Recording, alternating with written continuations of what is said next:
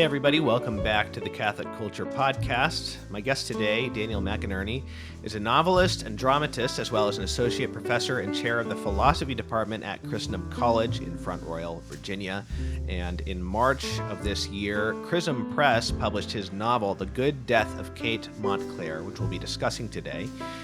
Future works coming from him in June 2024. Word on Fire Academic will bring out his scholarly monograph, The Way of Beauty, a philosophical reflection on the arts, and his play, The Actor, on the early life of Karol Wojtyła, who later became St. John Paul II, will premiere at Christendom College in the fall of 2024. But first, let me take a moment to share some news with you.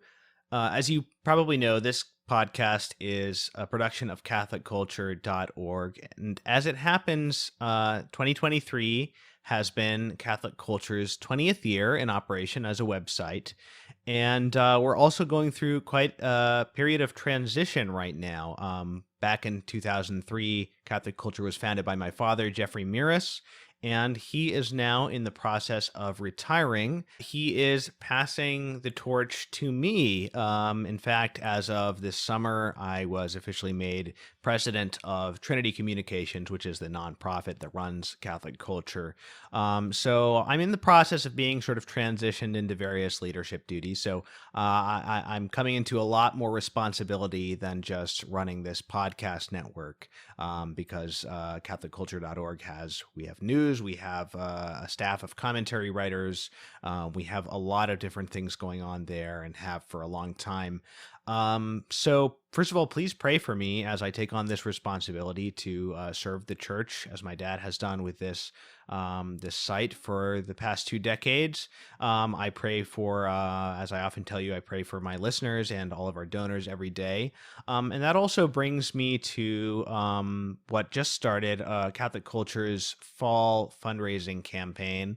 We've been very blessed to have some generous donors who have offered a matching challenge grant of $100,000. And so basically up until December 8th, the end of this campaign, anything you donate will be doubled up to $100,000. So this will help us to continue in the new year, 2024.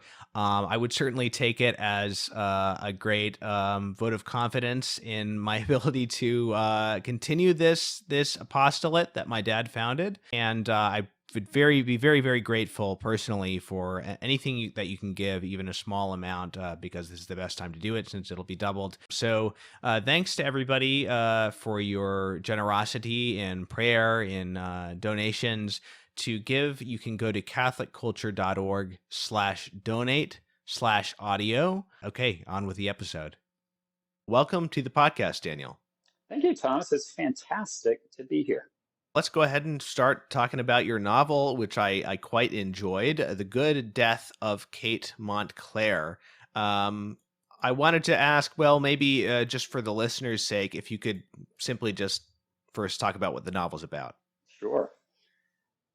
Well, the novel is about Kate Montclair. She is the protagonist, and we find her at the very opening of the novel receiving a grave diagnosis. She has inoperable brain cancer. There's nothing to be done.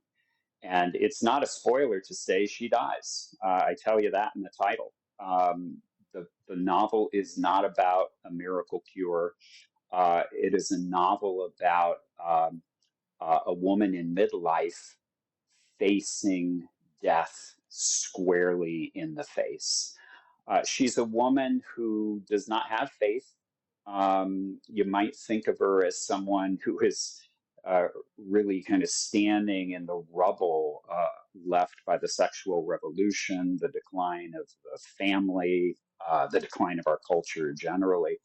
And she is facing death without any wherewithal by which to face it. She doesn't have the so to speak equipment to make sense out of death. She does sort of have a philosophical habit of mind. She's not a philosopher by any means. She's a career high school English teacher, but she thinks deeply and often humorously about what her death might mean. And so the story is about her search really for meaning of her life. And it's from her perspective. Yeah, it's written in the first person, so it's Kate's voice almost entirely the whole way. Um, and her adventure leads her to get involved with, you can call it a death discussion group called the Death Symposium. That's modeled after a real thing. It's called the Death Cafe, and you can Google it. And it started in Europe, but it has a presence here in the U.S. It's been covered by the New York Times and USA Today and other outlets. And it's basically a book club of people who come to a coffee shop and talk about death. And what I find as a Catholic interesting is that at the Death Cafe, they always have tea and cake. So you have this kind of pseudo Eucharistic element to it. And so I was fascinated by that. And so I had my Kate Montclair encountering a death symposium. It happens to be moderated by one of her oldest friends. And that leads her into a decision to take her own life against the law of the state of Virginia where she lives. And so that's the conflict that kickstarts the story. Yeah, and I wanted to talk about this first person perspective from Kate's perspective, because, well, first of all, I'll say, the novel has a lighter tone than you might expect for something that's dealing with some heavy subjects, and a somewhat comic tone for a lot of it. And one thing that struck me and drew me in immediately was the voice of the protagonist.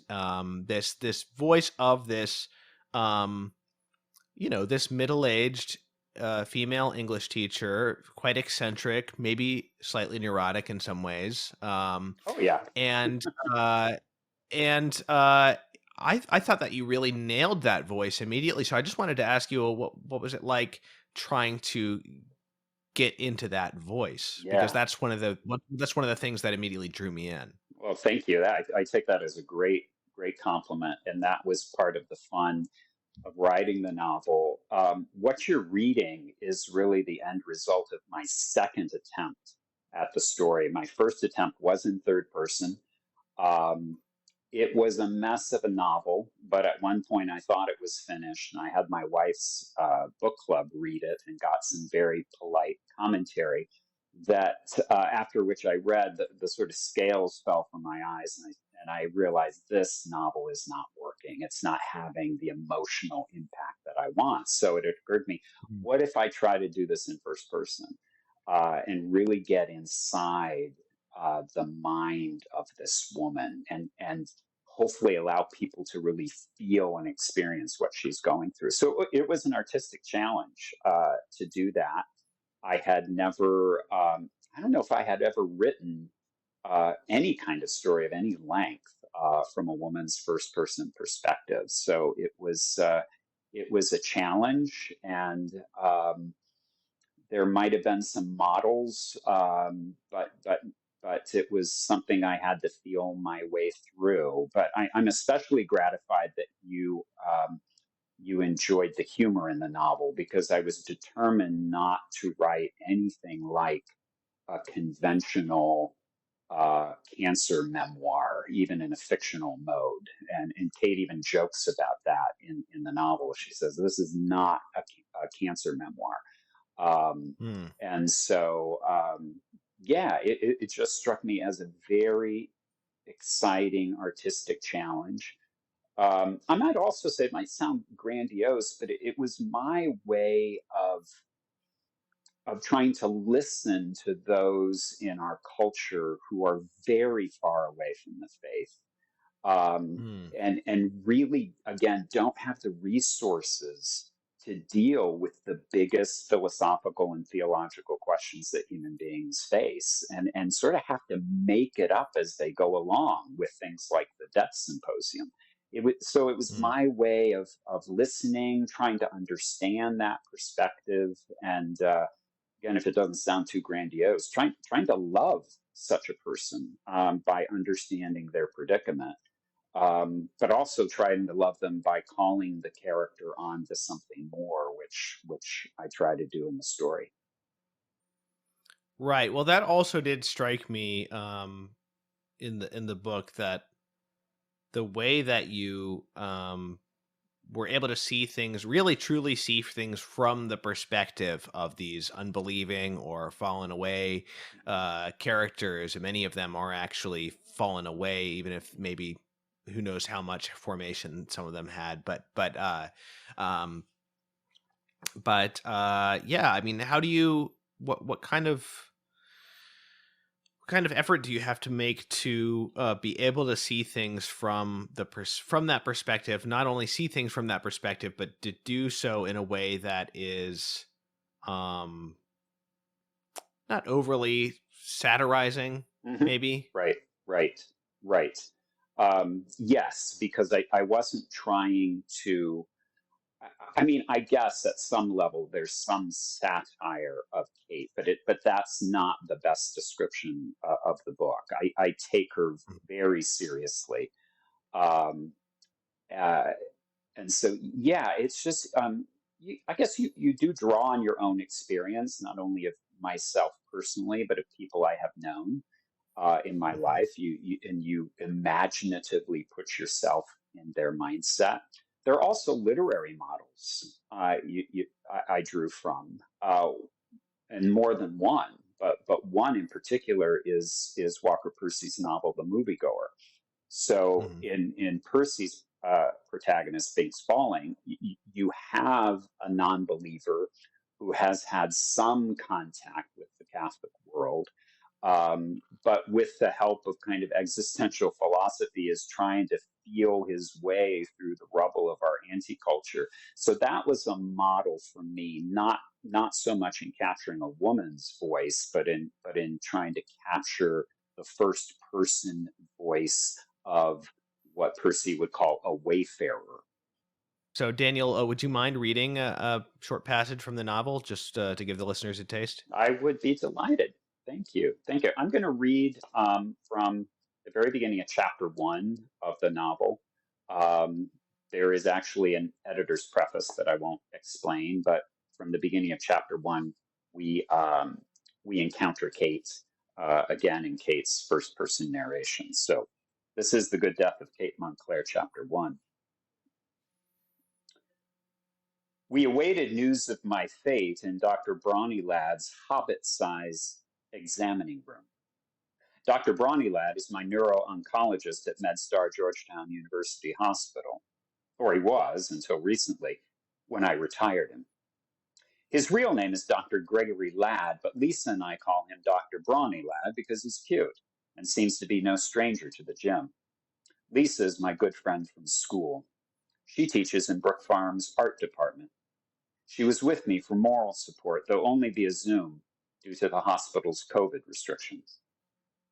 When he arrived in the examining room, all masked up like me, Dr. Bronnylad took the chair from behind the tiny desk and sat down right in front of me, so close, in fact, that the sexual energy, at least on my end, crackled to life. Amazing that even in my parlous state, my biochemistry yearned for pleasure and connection, and above all, the hope of security within this virtual stranger's brawny embrace. But how unsuited are our needs to this world, a world where there exists bone cancer in children, which is heated by a sun scheduled to die in a few billion years, a world with tsunamis, hurricanes, and droughts, not to mention our newest friend, COVID 19, a world in time, with a past that cannot be undone, all our mistakes set forever in metaphysical concrete. As his voice slid down his throat and he looked with grave interest at the poster on the back of his door for the previous year's glioblastoma awareness day, Dr. Bronnylad lowered the boom about my biopsy. And before I was even sure I had heard him correctly, he downshifted into full masculine technician mode. Let's attack the problem. Not with surgery, for he agreed with his even more esteemed colleague, Dr. Chakravarti, that the insidiousness with which the tumor had wrapped itself around the tissues of my brain ruled that out. But with chemo and radiation that, he hoped, would shrink the tumor and allow for, quote, a longer period of acceptable to perhaps even excellent functioning, unquote. But I was not really listening.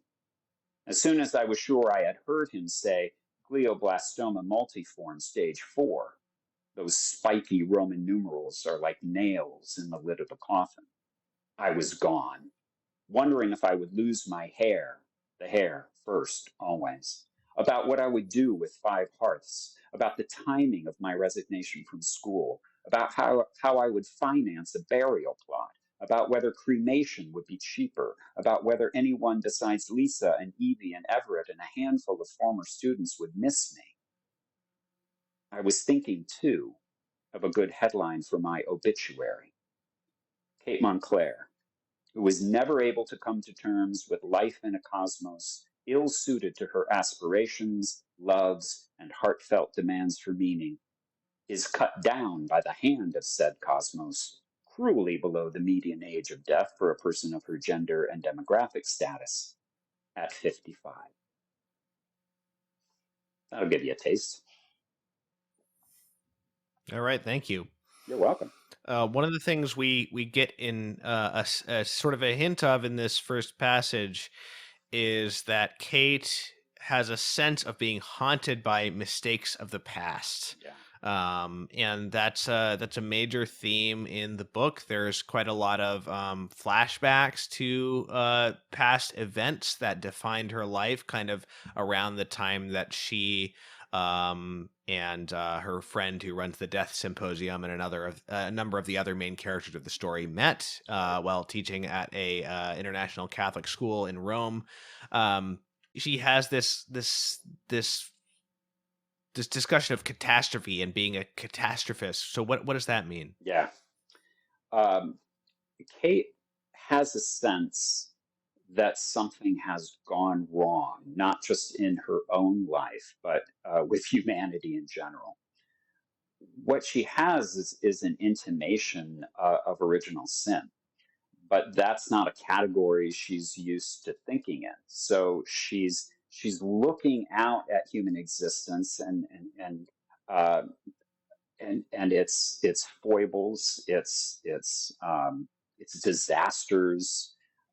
She's looking at disasters in her own life, mistakes she's made, and now her terminal diagnosis. And she's looking, it's like anybody would have to conclude that something has gone wrong, right?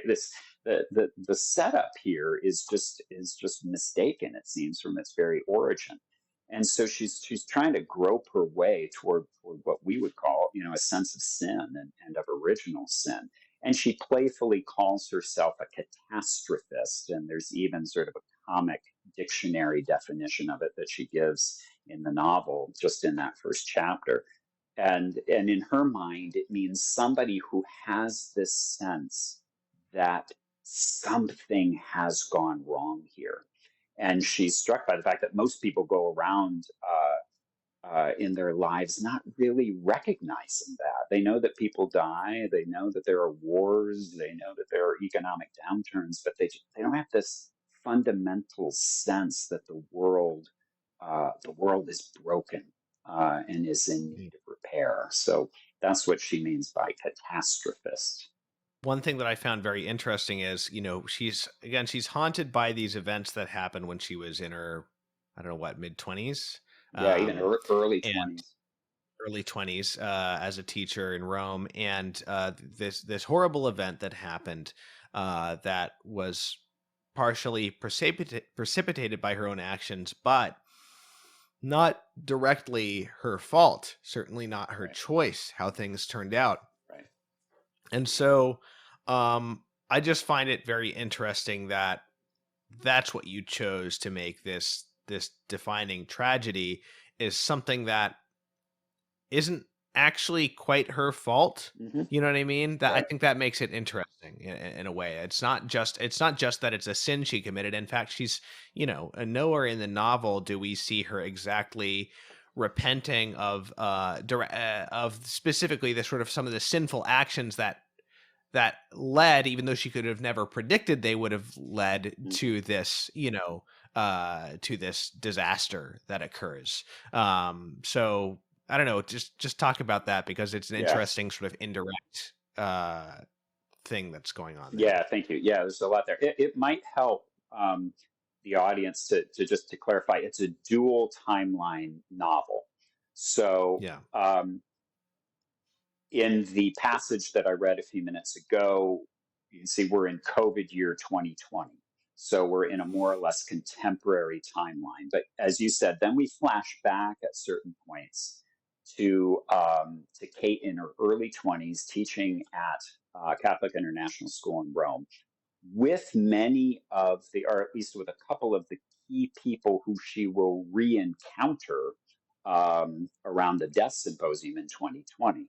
One being the old friend who moderates it, Adele Schraeder, and the other a man named Benedict Aquila. So we go back and forth between the DC, Northern Virginia area in 2020 and Rome in the mid 1980s. Mm. Yes, back in the 80s, she was a young English teacher. She had a romantic affair with another teacher. Um, I'm being careful here because I don't want to spoil too much, but I don't think I'm spoiling too much by saying at least that. Um, and that leads to a calamity, as you said, that is not her fault, though she has not acted well herself. But there is a calamity that occurs that she has contributed to, but is also just bad luck that happens. That's that event is sort of in her personal life. That's the catastrophe. So when she describes herself as a catastrophist and thinks of the world as a broken world, the emblem of that attitude is what happened to her in Rome in the mid 1980s. Um, that broke her world personally, and as I said, it's an emblem of a broken world. And so in her mid 50s now, trying to come to terms with her diagnosis and the meaning of her life, she realizes she's got to make or find some meaning in that event from 30 years past. Um, to her mind, it was senseless, it was devastating, it was catastrophe. Um, is she going to go out of her life still understanding that event to be senseless, devastating, and a catastrophe? Or will there be some meaning, some redemption that she can find? Um, and I'll leave it to the readers to see how that goes for. Yeah, well, another kind of interesting thing related to that is I think the first Death Symposium scene, there's a conversation between her and the character Benedict about conscience. Benedict Yeah, is, well, they were both had a Catholic background, but Benedict is considerably more haunted by his Catholic upbringing right. than she is by hers, and Yes. he's no longer a practicing Catholic either. So Benedict is talking about his guilty conscience and his experience of conscience as feeling like he is judged for his actions. And Kate disagrees and talks about how, for her, conscience is more like going back and reading your own journals and kind of looking back on your former imperfections and mistakes with compassion and learning from them and moving forward. And at the end, she says something like, "Well, I see it." You could talk about in judgment in some sense, but I like to think of it more as acceptance Right. rather than judgment. Mhm.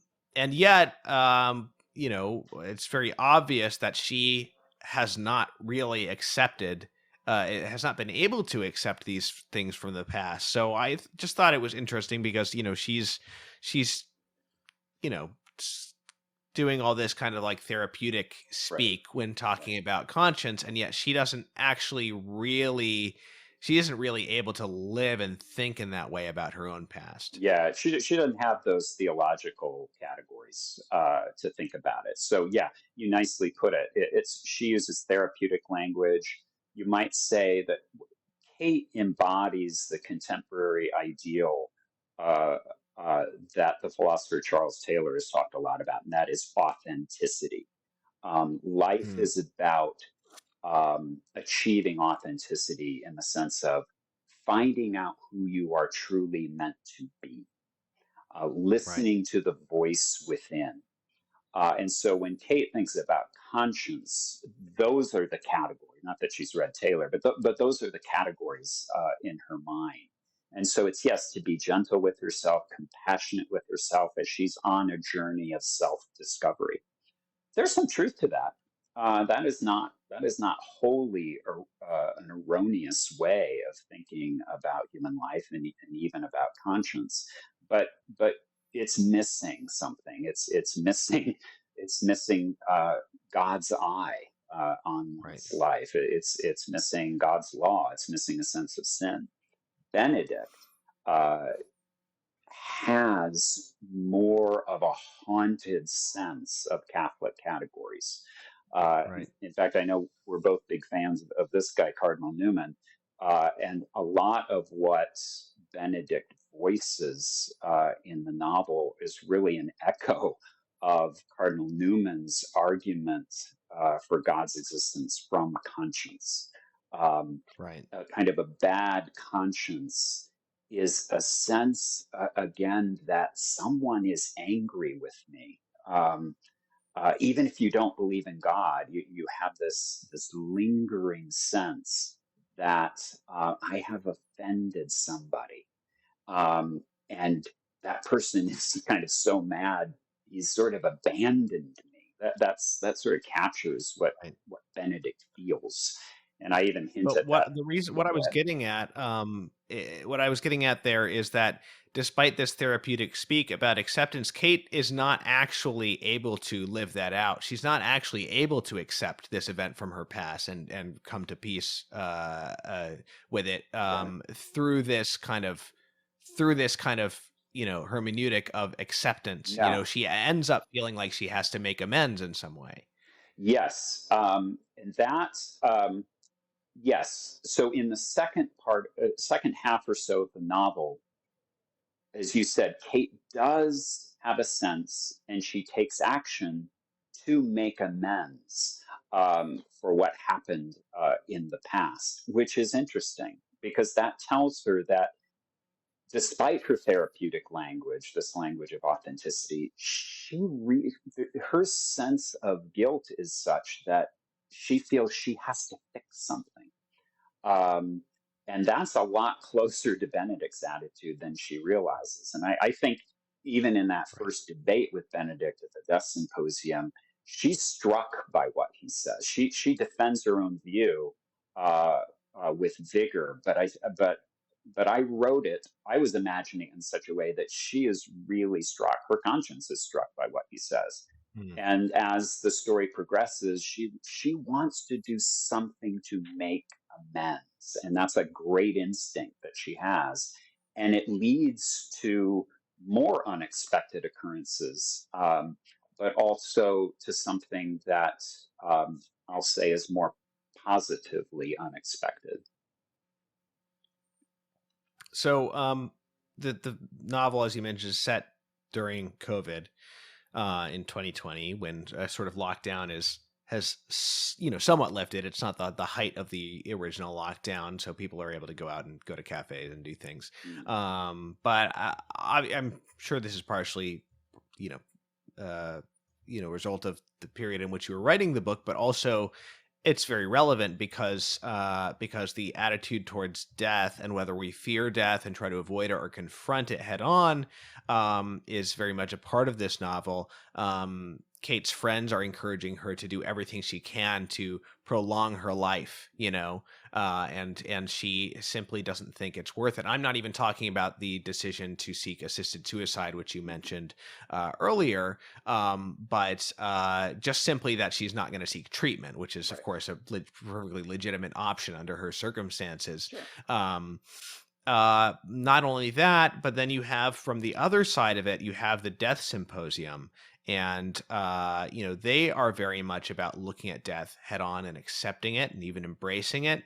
And yet, it's not in the same sense that a Catholic would advocate doing that. And yet there's something. What's interesting about the Death Symposium is that there's something very countercultural about it, and yet it's still very much of the culture at the Yes. same time. It's Yeah. maybe ahead of the curve in a way. Yep. Um, but it's just interesting because it's set during COVID, and you have these very worldly people in a way who are sort of uh, trying to go counter to the culture in that sense, Yeah. even though they head in a different direction than the way that we would want them to in confronting death.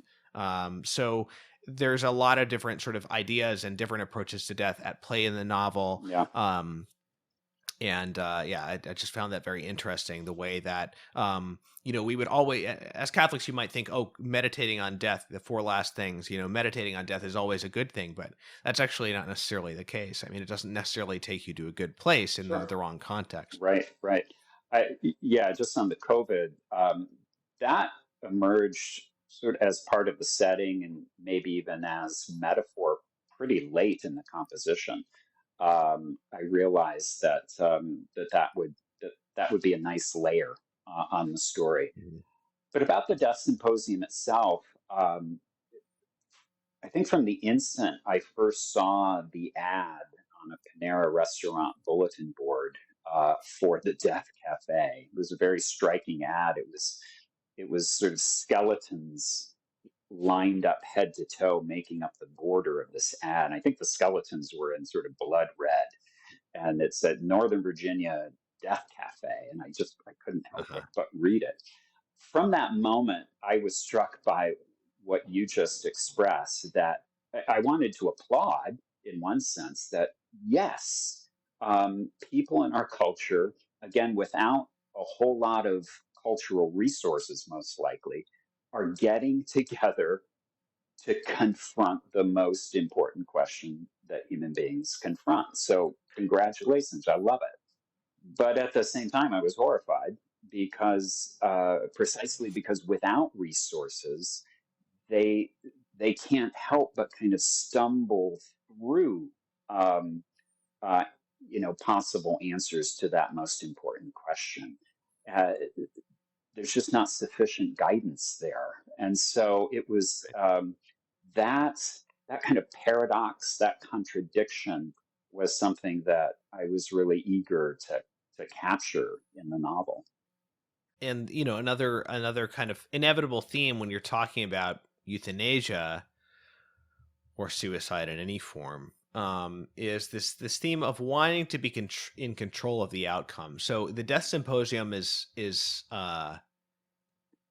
I mean, let's just say, I don't again want to spoil things, but there is a certain approval of euthanasia that she finds among members of Sure. the Death Symposium, Yeah. Yeah. and they're supposed to be about accepting death. And if you look at it in a physical sense of death, that is true, but death is a bit more than just the death of the body. I mean, the Mhm. psychological meaning of death for a human being, there is a sense of fate to it as well, Mhm. right? There is a sense of something that's out of your control, Yes. something that definitively ends your ability to choose your Mhm. destiny, Yes. right? Yes. Um, and so, uh, in a sense, to choose the time and manner of your death or to seek death is a way of ameliorating the problem of death, right? Yes. It is a Yes. way of trying to take the sting out of death, is it Yes. not?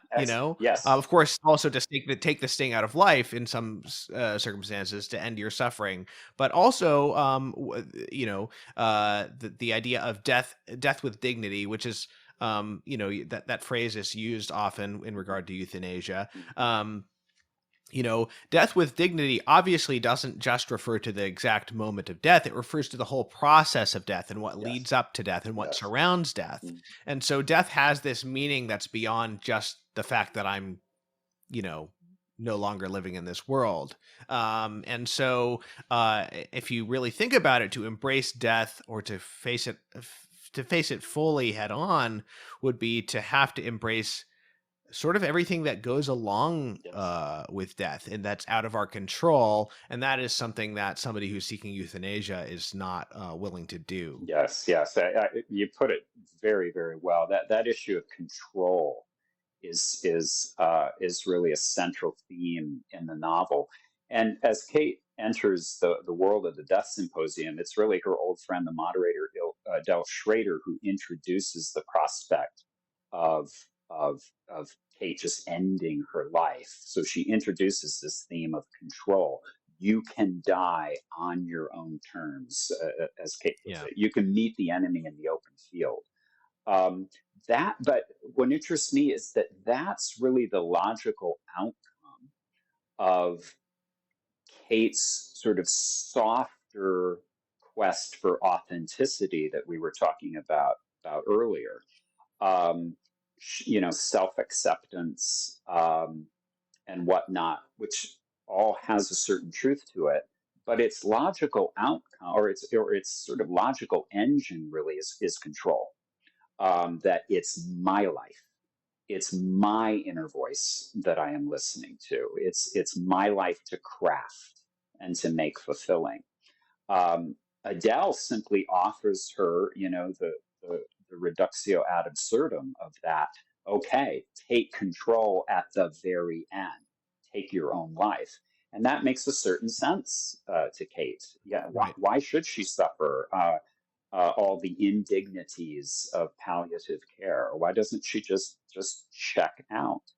And I wanted to that's at a point where I really wanted to get inside the experience. What does it feel like to really encounter that kind of decision, and to decide, yes, I'm going to take my own life. I'm going to take it on a specific date. I'm going to plan for it. There's going to be a sort of quote unquote liturgy around it. Um, that's a lot of control. It's trying to wrest the question of Yeah. death, you might say, out of God's hands and putting it into our own. Yeah. And again, going back to your success at seeing things from these characters' perspective, the decision, if you are terminally ill and don't want to suffer, you're going to die in a short pretty soon anyway. Mhm. You were able to make it seem like it makes sense from their Mhm. perspective. And I think it does when you get to those kinds of decisions, where it feels like it's just a matter of, how many weeks or months before I die anyway. There is a certain supernatural perspective or a certain piety, I think, that you have to see why it matters. Why does it Yes. matter that you choose to, you know, to suffer or to suffer with someone, Right. rather than to take your own life or to help someone take their own life. Right. Right. And so again, I guess that's an accomplishment that you've made with the book, is that it does feel plausible, the reasoning, you know? Oh, thank you. I appreciate that. I really wanted to kind of put the pressure on myself to show why enduring tremendous suffering could possibly make sense. Because, as you said, the the cancer is inoperable. There's nothing that can be done but palliative care. It's a matter of months, most likely, that she has to live. So the question is upon me, or the burden of proof is upon me as a Catholic novelist, to try to imaginatively depict why somebody might choose something other than assisted suicide. Um, and it turns out, again, without trying to spoil too much, that Kate encounters somebody that models suffering that um, that impacts her thinking in a certain way. But I'm trying to Right. be cagey here. Sure. Yeah.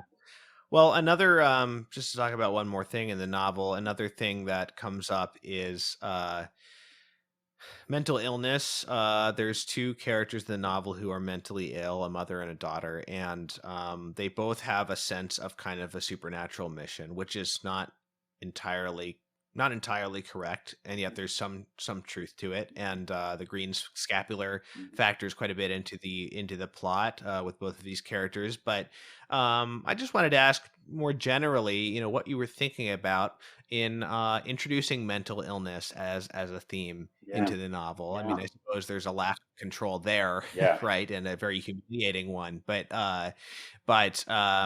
yeah, I mean, this combination of mental illness, and yet there is still some sense that these characters have of what they're supposed to be doing in the world that is partially true, and they certainly have a sense of truths that the other characters are missing as well. yeah, yeah. It's another. It's mental illness is another aspect of the catastrophe, just like brain cancer is, and um, horrible accidents. It's a major part of the catastrophe. Perhaps particularly for us living in the modern world. It's Mm. interesting that in a world that's dominated by that ideal of authenticity, it's also a world that's dominated by mental illness. And I don't think those things are entirely unconnected.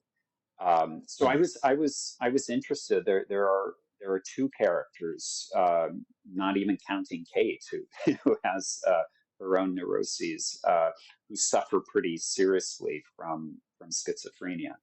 Um, I don't think I was perfectly conscious of this in the drafting of the novel, maybe in revision, but there's something of the dynamic that Flannery O'Connor uses in her use of violence, and sort of grotesque happenings in her stories and in her novels. She shows the workings of grace through violence. Maybe what was interesting me subconsciously is showing the workings of grace through mental illness. That even someone whose view of life is hampered in a pretty significant way might still be a conduit for grace, that God can use a situation that's very tortured in a way, for good. That was interesting to me as a storyteller. Right. Well, yeah, I enjoyed the book and encourage people to check it out. I wanted to ask about your artistic background more generally. Yeah. Um, well, I've been writing all my life. Uh, the Good Death of Kate Montclair is my first conventionally published novel. I've self-published some things, including a children's series that people can find on Amazon.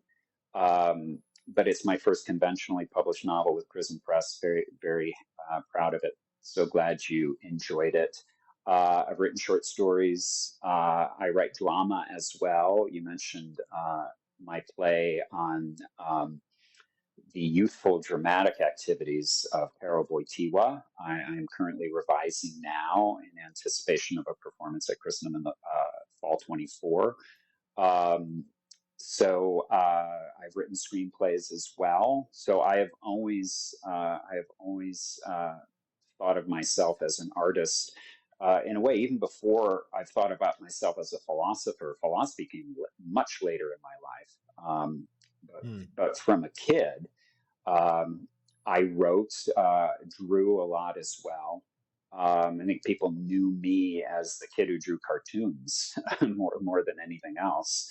Um, but telling stories as well, and that interest became more and more serious as I grew. But then later, late really in my undergraduate years, a taste for philosophy developed.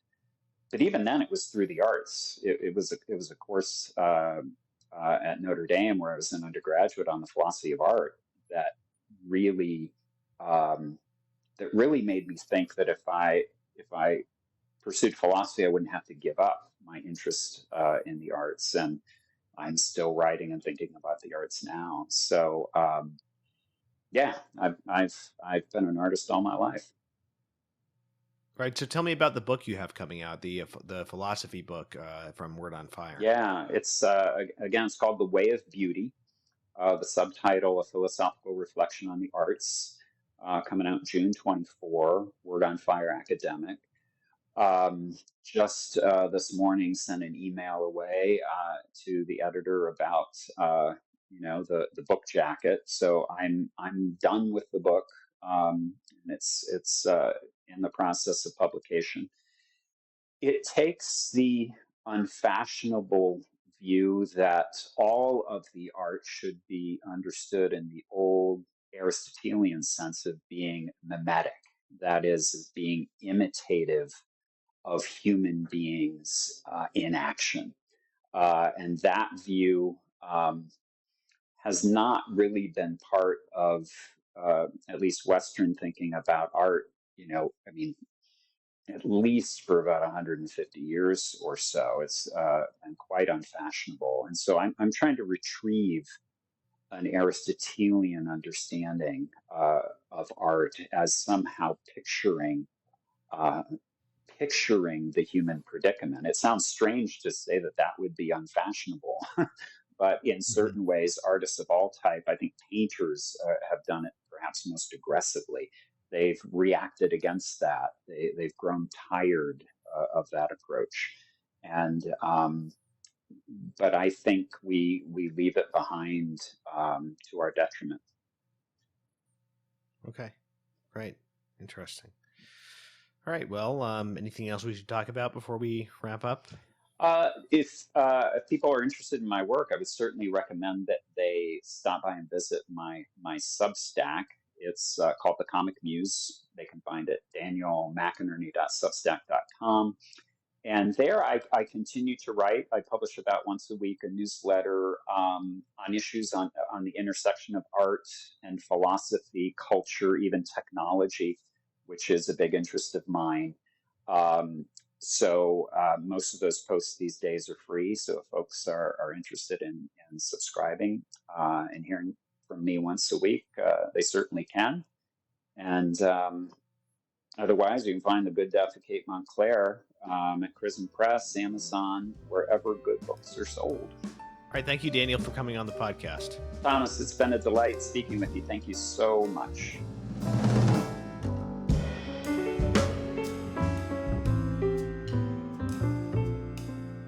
The Catholic Culture Podcast is a production of CatholicCulture.org. Check out our other podcasts, including Way of the Fathers, an early church history podcast hosted by Mike Aquilina, Catholic Culture audiobooks bringing to life classic Catholic writings, and Criteria, the Catholic film podcast, featuring deep analysis of great films from a Catholic perspective. You'll find all of this, as well as Catholic news, commentary, liturgical year resources, and much more at CatholicCulture.org.